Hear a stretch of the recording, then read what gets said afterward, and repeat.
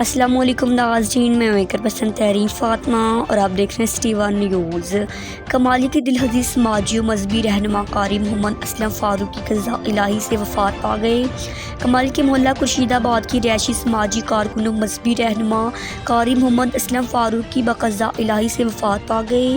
مرحوم کی نماز جنازہ شام 3 بجے government high school number 1 Kamalia کے گراؤنڈ میں پاکستان کے مشہور عالم دین و قائد اہل سنت الجماعت حضرت مولانا محمد احمد لدھیانوی نے پڑھائی۔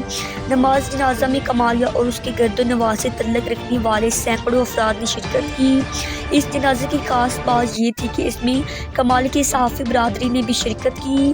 ناقابل ذکر صحافیوں میں محمد ذکریہ عباس، شیخ سلیمان علی، محمد عامر بٹی، وقار منظور فریدی، حافظ الالطاف حسین ہنجرا، حاجی مقبول احمد سکو، civil defence officer Muhammad Usman اور محمد فاروق چٹنی شامل تھے۔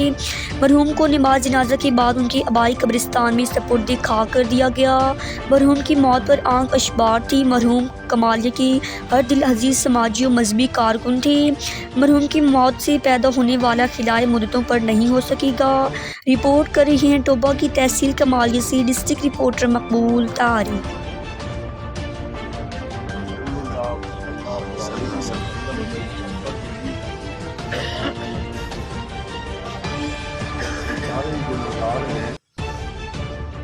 گناہگاروں کے لیے نبی کی بات کا مقام۔